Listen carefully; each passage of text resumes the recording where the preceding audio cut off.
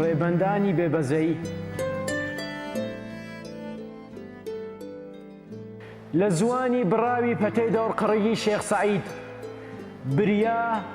بریا شوێنی ماڵاوایی بەداخ و تاسە دەرگای سووریان کردایەتەوە، دەرگای سەرچاوکەی زاین. لە ناکاودا کۆرپەیەک لە باوەشی خۆرەوە هەڵات، ئێش و ئازاری زامی هەڵوەشیای دایکی چێژە بە گاوڵەکی خۆی گەیاندە لای پەتەکە، گوتی: هۆی حەرامزادەی خۆفرۆش، ناوی من سوێندی تۆڵە، تەرمی من خەنجەری توش، بۆ ئەوەی لە بەستەڵەکی مێژوو نەتوێمەوە کاتم بن پێ کردووە ساتیشم هەڵواسیوە. گوتی دەرگای ڕەحا کراوەیە، لەوێوە سەری هەڵدا چوو بەرەو شاخ و داخان. یەکە یەکە جێ پێ پیر و پیران لە بیرمدان، نەک بە کڕنۆش بەڵکو بەڕق لە بیرمە و ناچن. سەرۆکی وڵاتی دۆزراوەی نەدۆزراوەکە لەسەر لق و پۆپی دارە پیرە ئاسۆیەکی سوور بە سووری تاوانباری مێژوەکەی، خۆرەتاوێکی زەرد بە زەردی کێڵگەی گەنمەکانی دەوروژاند. شەوێکی پڕ لە ئەستێرە زێئوسی ملکەجی ئەمڕۆی جیهان پێزانی.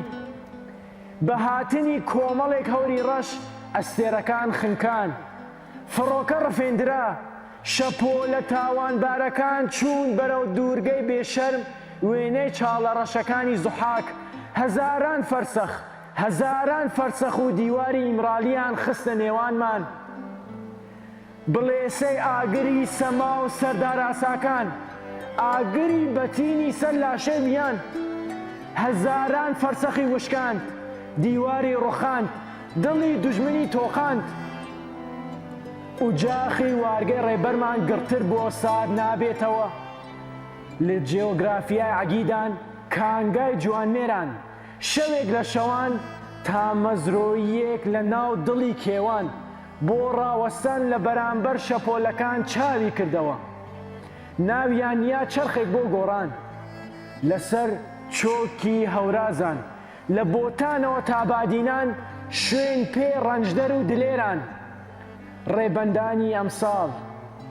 ڕێبەندانی ئەمساڵ گڕووگاڵێکی نوێ، گولە و سورب، خۆمپارە و کیمیا باران وەکو بارانێکی بێپیت و بەڕەکەت بەسەر چیای گارێ داباری.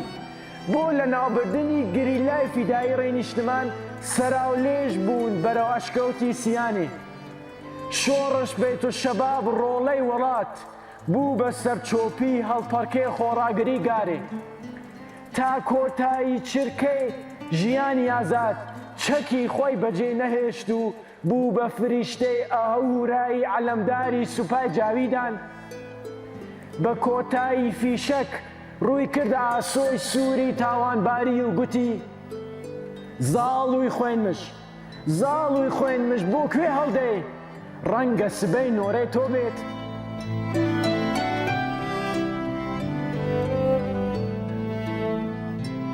ئەم هۆنراوە پێشکەشە بە شەید شۆڕش بێت و شەباب و هەموو فیداییان بەرخۆدانی گارێ و بۆ شەرمەزار